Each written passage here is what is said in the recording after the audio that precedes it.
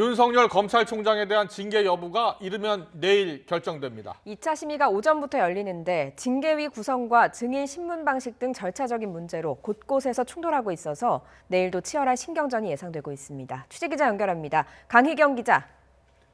네, 대검찰청입니다. 네, 내일 윤석열 총장 징계위원회에서는 어떤 절차로 진행이 됩니까?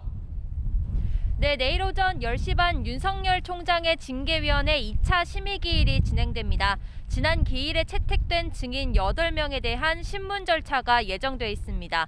누구에게 유리한 진술을 내놓을지를 기준으로 볼 때 4대4 기준으로 구도가 나뉘어 있는데요.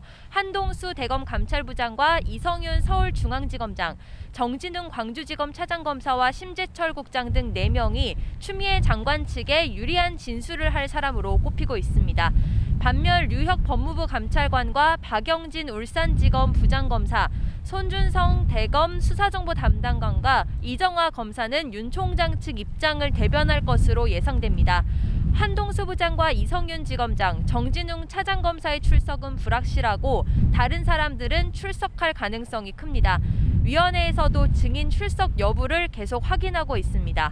본격적인 신문에 앞서서는 기피 의결 절차가 먼저 진행될 전망입니다.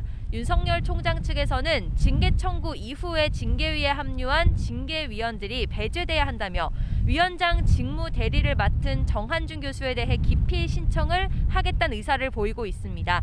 이용구 차관이나 신성식 대검 반부패 강력부장도 기피 신청 대상에 오를 수 있습니다.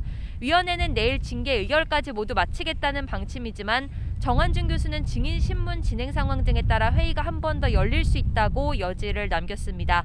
지난 기일에 불출석한 윤 총장은 2차 기일에 출석할지를 놓고 계속 고심하고 있습니다.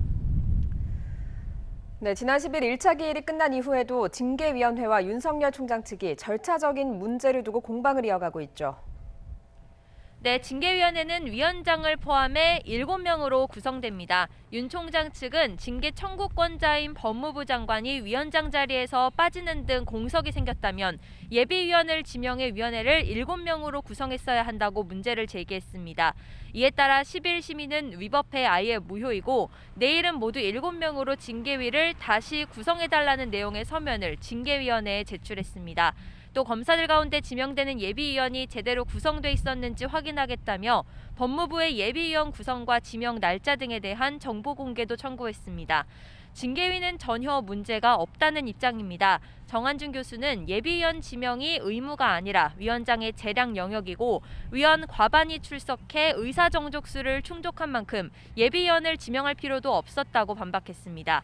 예비위원회는 그동안 검찰 조직에 비판적인 의견을 내온 이문정 대검 감찰정책연구관이 포함된 것으로 전해졌는데 아직 징계위 2차 심의에 참석할지는 정해지지 않았습니다.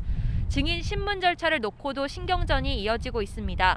징계위원들만 질문 권한을 갖는다는 징계위 입장에 대해 윤석열 총장 측에서 줄곧 강하게 반발해왔는데요. 원칙을 강조하던 정한준 교수는 변호인들에게 질문 권한을 줄 수도 있다며 한 발 물러섰습니다.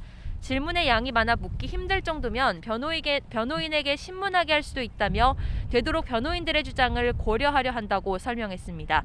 이처럼 절차를 둘러싸고 2차 기일 직전까지도 곳곳에서 양측이 거세게 충돌하고 있어서 내일도 심의 과정에서 진통이 예상됩니다. 지금까지 대검찰청에서 YTN 강희경입니다.